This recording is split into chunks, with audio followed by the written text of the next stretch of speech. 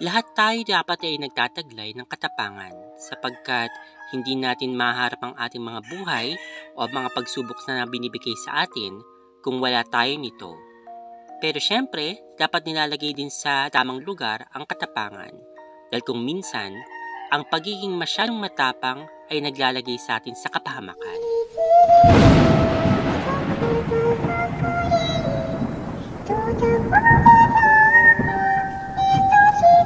Hello Spooky Dolls, good evening. Before anything else, gusto ko sanang batiin lahat ng mga OFW at mga Filipino immigrants, pati na rin po yung mga Pinoy na tulad ko nandito po sa Pilipinas at yung mga taga-ibang dimensyon at taga-ibang mundo na tumatangkilik at sumusuporta sa kwentong Aswang Kababalaghan. I hope that you're all doing well. Okay, pasensya na kayo. Ewan ko kung narinig ninyo yung mga tumitilaok naman ako ngayon since habang nirecord ko po ito ay 6 o'clock po ng umaga ngayon. So, pagpasensyahan nyo na. But anyway, I hope na hindi kayo masyadong madistract sa ating mga babasahin na stories. So, wag na natin patagalin. Basahin na po natin yung kwento natin para sa gabing ito. Nangyari ito sa baryo ng Sultan Kudarat. Si Lolo Mario ko ang nakaengkwentro mismo dito. Si Lolo Mario ay pinsan ni Lola namin, ngunit hindi ko siya nakilala. Hindi ko na kasi siya naabutan pa. In short, wala na siya sa mundo noong ipinanganak ako. Siya ay may pinagbibintangang babaeng aswang sa baryo, ngunit ang babae ay hindi naman talagang aswang, sabi ng lola ko. Si Juana ang pinaghihinalaan niya. Mataba ito, kulot ang buhok at hindi katangkaran. Ay naku, kilala ko kung sino yung aswang. Si Juana yung aswang. Alam ko dahil malakas na talaga ang kutob ko, sabi ni Lolo Mario. Ay nako, tumahimik ka nga Mario. Baka may makarinig sa'yo at makarating sa kanya na pinagbibintangan mo siya, saway sa kanya ng aking lola. Bah, totoo naman eh. Hindi ako tinitingnan sa mata, saad naman ni Lolo Mario. Itigil mo na nga yan Mario. Makakasuhan ka talaga. Hindi aswang yon. Nagsisimba nga siya. Nagde-decorate pa nga dun sa simbahan. Sige ka, baka karmahin ka sa mga ginagawa mo, saway muli sa kanya ng aking lola. Isang madaling araw, nasa bahay pa rin ang kaibigan si Lolo at nakikipag-inuman. Malayo ang bahay ni Lolo sa bahay namin. Mahigit 1 hektarya pang layo ng bahay niya at sa palayan siya dumadaan. Lasing si Lolo raw noon at habang naglalakad sa palayan, pauwi, napakalamig daw ng hangin. Kakaibang lamig ang nadama niya at may kakaibang huni siyang naririnig, ngunit hindi niya ito pinansin. Patuloy lang sa paglalakad si Lolo nang may marinig siyang napakahinang huni, na ang ibig sabihin, malapit lang ito sa kanya. Nagsipaggalawan ng mga dahon sa isang puno na nasa gitna ng palayan na para bang may yumuyugyug. Kinabahan na si Lolo dahil parang sinusundan siya pero hindi siya nagpatinag. Hinapon niya pa ito. Lumabas ka nga! Kilala kita! Kung mabahay ka, lumapit ka nga sa akin dahil titirahin kita! Bilis! Hamon ni Lolo Mario dito. Dahil sa hamon ni Lolo, lumabas nga raw ito at 5 metro lang ang layo nito mula kay Lolo. Pulang-pula raw yung mga mata nito. Napakapayat, mahaba ang buhok at napakaitim ng balat. Hindi nga si Lolo nagkamali dahil babae nga ito. Kitang-kita niya mismo dahil sa liwanag ng buwan. Biglang sinugod si Lolo dahilan para siya'y matumba doon sa palayan. Lahat ng lakas ni Lolo, ginamit na niya. Mahirap daw pala talagang kalaban ng aswang dahil napakalakas nito at napakadulas ng balat. Lalo na't babae dahil ang mga buhok daw nito ay humahaba at gumagalaw mag-isa. Pumapasok sa tenga, sa ilong at sa bibig. Ganito daw nila pinapatay ang kanilang biktima gamit ng kanilang buhok. Nakatakas lamang si Lolo dun sa aswang nang banggitin niya ang pangalan ng Diyos. At nang siya'y makawala nga, nagtatakbo daw si Lolo pabalik pero papunta sa bahay namin. Parang nawala daw bigla ang pagkalasing ni Lolo. Nang makarating na nga siya sa bahay, sumigaw kaagad siya. Ne! Ne! May aswang! Inaswang ako sa palayan! Sigaw ni Lolo. Ay nako, nagsisinungaling ka lang. Lasing ka lang siguro. Tagot naman ni Lola sa kanya. Ano nagsisinungaling? Tingnan niyo nga ako, punong-puno ako ng putik. Sige, puntahan niyo dun sa palayan. Tingnan niyo kung ano nangyari doon. Sagot ni Lolo. Kinaumagahan, pinuntahan nga nila Lola, Mama at ng Papa ko yung palayan at doon na sila naniwala dahil napakalaki ng damage dun sa palayan. Natumbay yung mga tanim na palay at halatang parang may nag-wrestling dun sa palayan. Kinuwento rin ni Lolo sa kanila yung mga nangyari noong kinagabihan. Ayan! Yan ang nakuha mo kasi hinamon mo. Nagalit tuloy. Di nakuha yung party mo. Buti at buhay ka pa. Habang kinukwento ito ni Mama sa akin, natatawa ako. Sino ba naman yung di matatawa dahil hinamon ni Lolo at pinagbigyan nga siya ng aswang. Doon rin daw napatunayan ni Lolo na hindi aswang yung pinagbibintangan niya dahil payat daw yung sumugod sa kanya. Hanggang dito na lang po muna. Maraming salamat sa inyong pakikinig. At kumusta naman yung mga nag-aaway ng mga tuta sa tabi ko? Hello po sa inyong lahat. Gusto ko lamang pong ibahagi ang experience namin ng aking pamilya. Medyo mahaba po ito at hindi ako ganong kagaling magkwento, so bear with me. March 2021 ay nag-swimming kami sa isang not so popular resort dito sa Antipolo dahil birthday ng aking pinsan. Around 7 p.m., nakarating na nga kami dun sa resort. Yung cottage po pala namin ay malapit lang dun sa playground ng resort. Pagdating namin sa cottage, nag-ayos na kami kagad ng mga gamit upang makapag-swimming na at syempre konting inom. So ayun na nga, nag-swimming na kami and nag-take ng mga pictures. Then around 10 p.m., kaming tatlong magpipinsan, inutusan kami ng tita namin na mag-ihaw. Malapit lang naman ang ihawan, lakadan ng konti mula sa cottage. By the way guys, yung ihawan naman ay may cottage pala siya sa labas pero walang naka-occupy, kaya madilim na doon sa part ng ihawan. Isa lang yung ilaw na naka-open, which is yung ilaw lang sa corner ng ihawan. And mga beshi ko, meron din pala doon malapit na ihawan na parang White House. So habang nag-iihaw kami, magpipinsan, tamang papak lang din kami ng liempo at hotdog habang nagkwekwentuhan. Nang biglang tumigil yung pinsan ko sa pagsasalita na parang natatakot. Napansin siya ng isa ko pang pinsan kaya sinabihan siya ng, "Oh Jess, bakit nanahimik ka dyan? Parang may nakita kang di ka nais-nais ah." Sabay tawa. Then biglang bumulong sa akin yung pinsan ko kasi katabi ko siya ng, "Te, tingin ka dun sa parang White House. May parang ulong nakaharap sa atin." Tapos ako, dahan-dahan na tumingin. Pagtingin ko, hindi ko pa siya nakita kaagad. So nagtingin-tingin pa ako sa ibang part ng White House na yon at napadako yung tingin ko banda dun sa may hagdan na mahaba sa labas. Meron nga. Kaya nasyak ako at kinurot ko siya, sabay takbo. Yung isang naming pinsan, hindi siya tumakbo. Tinuloy lang niya yung pag-iihaw kasi papagalitan daw kami kapag hindi natapos yun. Sana all matapang. And then bumalik na kami sa cottage at hingal na hingal ako. Sabi ng tito ko, "Oh, ano nangyari sa inyo? Parang may humabol sa inyong multo ah." Tapos sinabi namin kung ano mga nakita namin. Sabay tanong ng lola ko kung nasan na daw yung pinsan naming isa. Sabi namin, nag-iihaw pa rin. So sabi ng lola ko sa isa naming tito, tawagin na daw ito at pabalikin na sa cottage. Then ayun na nga, kumpleto na kami dun sa cottage at sabi ng lola ko, magdasal daw muna kami. So yun na nga ginawa namin, nagdasal kami.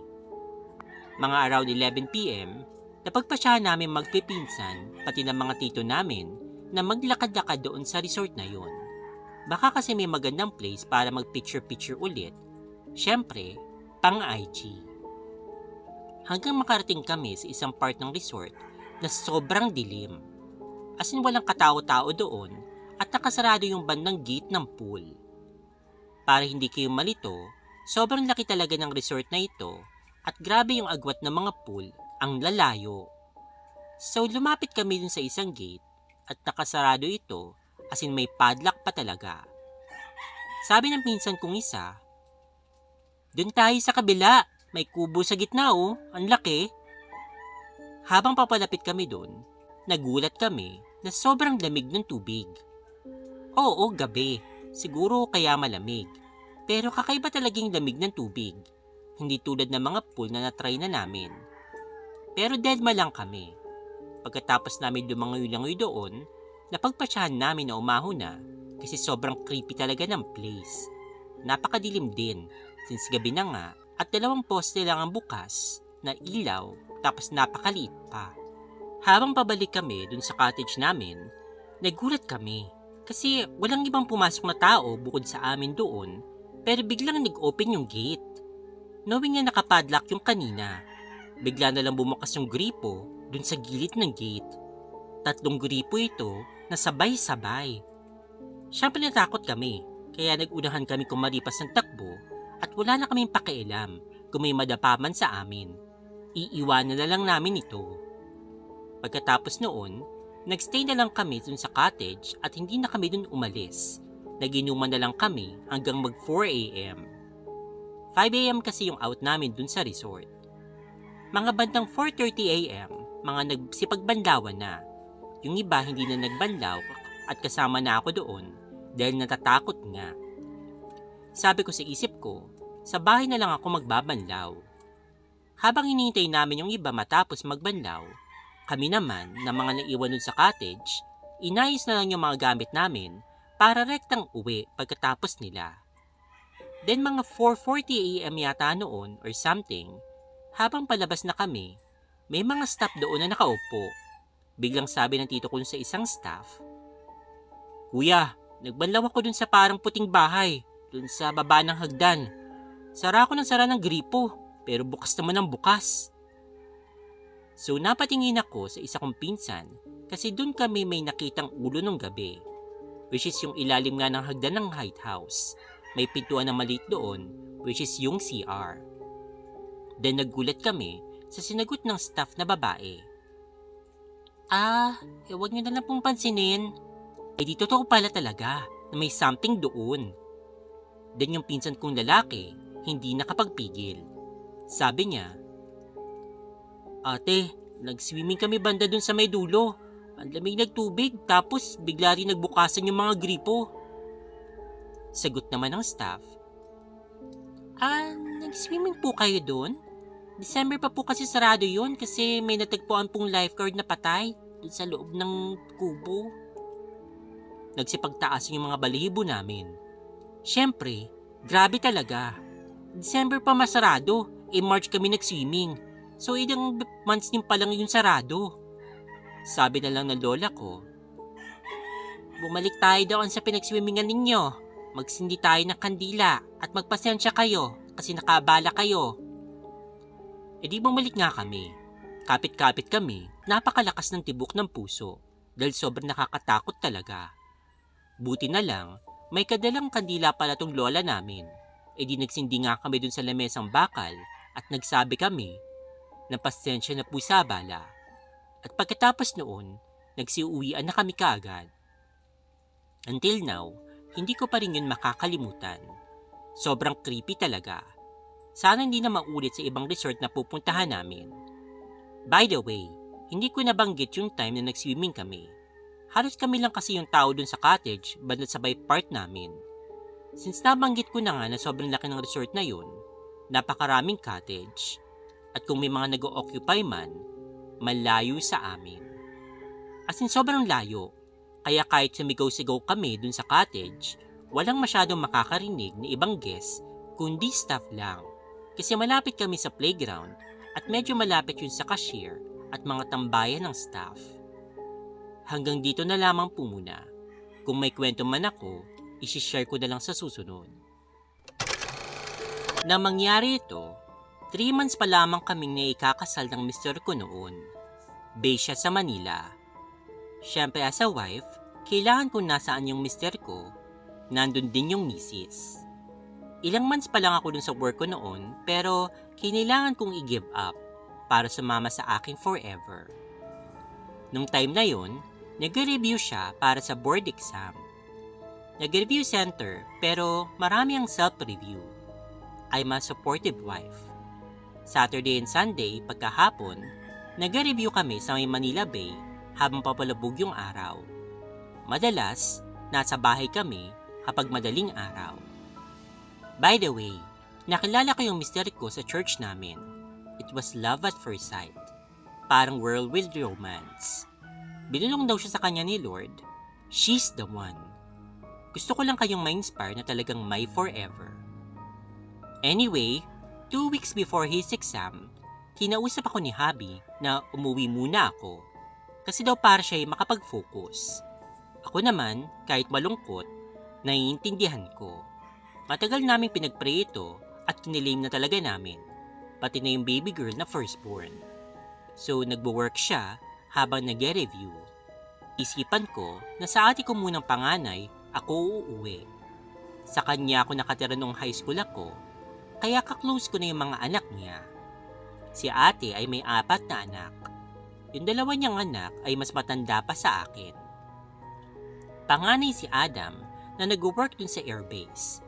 Ang pangalawa naman ay si Naomi na may asawa na at nakatira sa Antipolo. Ikatlo si Sarah.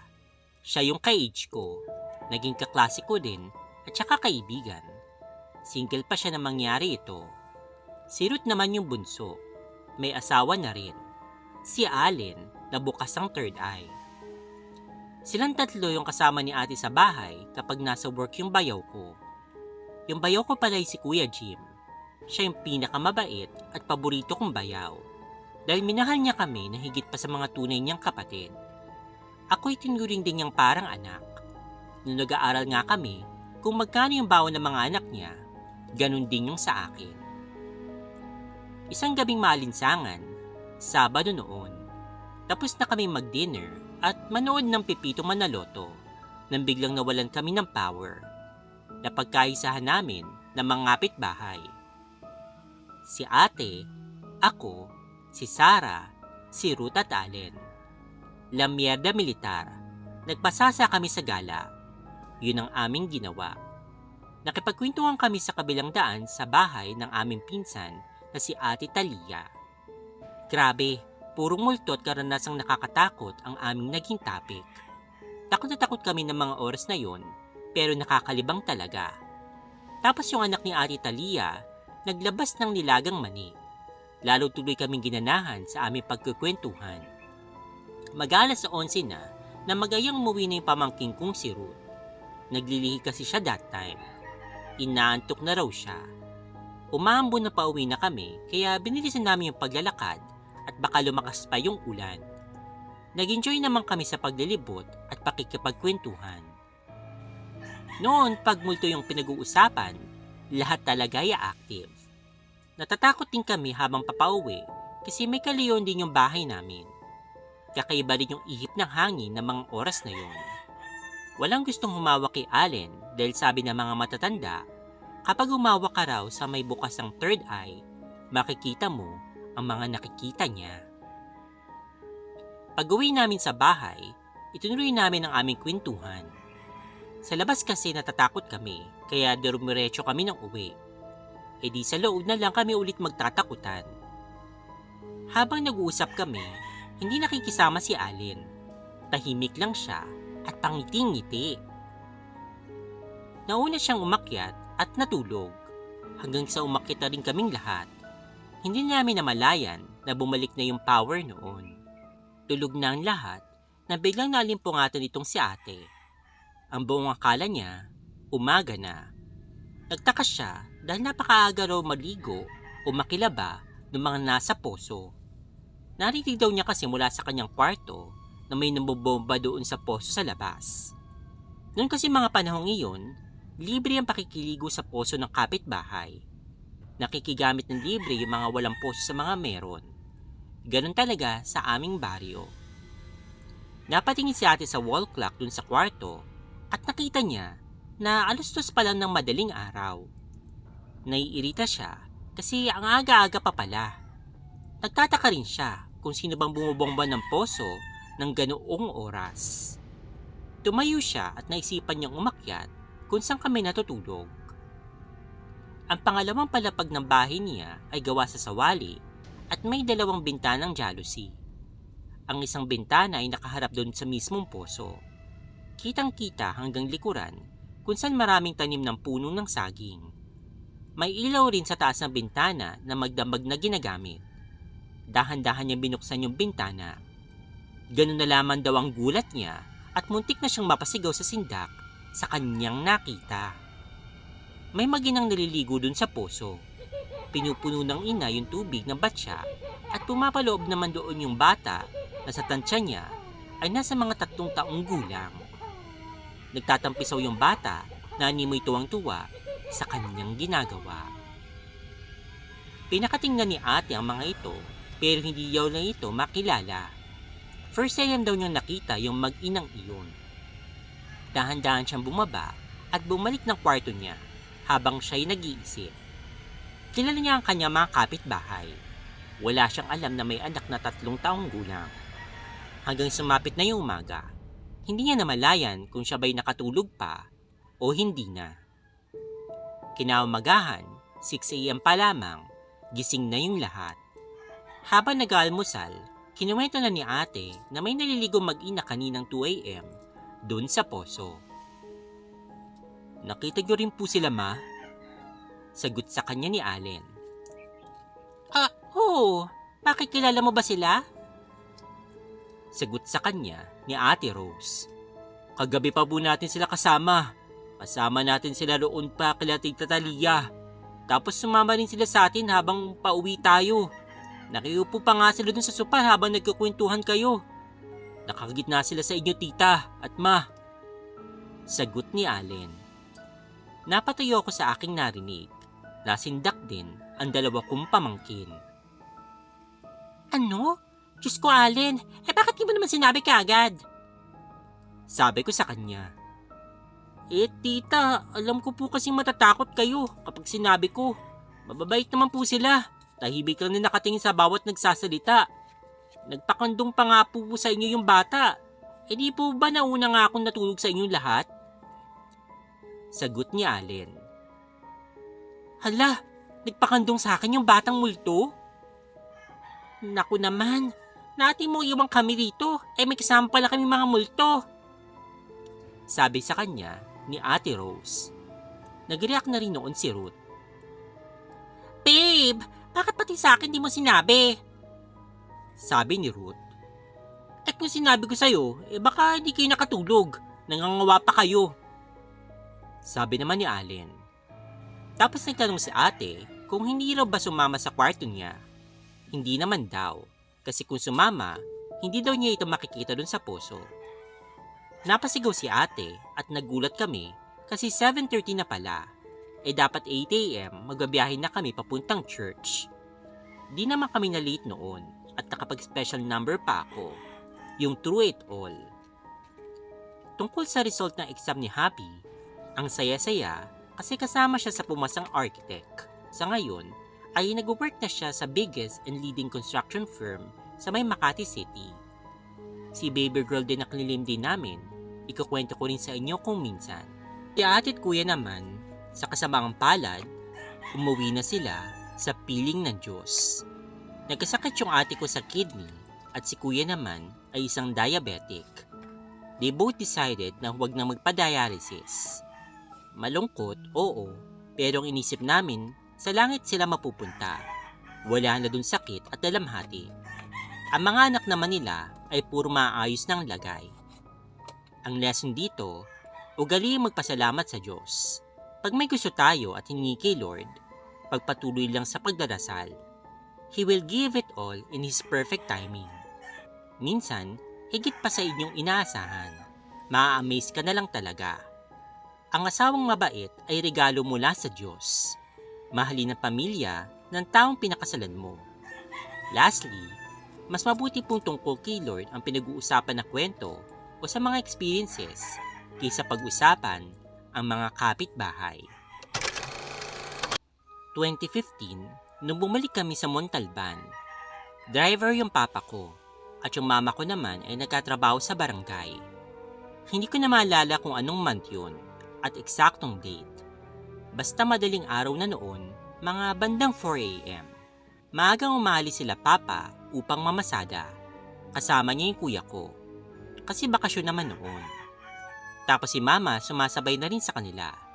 Edi kami lang ng bunso kong kapatid yung naiiwan sa aming bahay. Nung pagkaalis na nila, matutulog na ulit ako. 10 minutes pa lang siguro ang nakakalipas, mababaw pa ang aking tulog nang maramdaman kong nagising yung aking diwa. Ramdam ko na may naglalakad sa paanan ko noon. Nakahiga lang kasi kami sa lapag noon. Pero may sapin din naman na malambot. Yung tiga 180 pesos sa market. Basta sapin. At yun na nga, naramdaman ko na may naglalakad papunta sa tapat ng aking paa. Sabay biglang bumuka yung paa ko.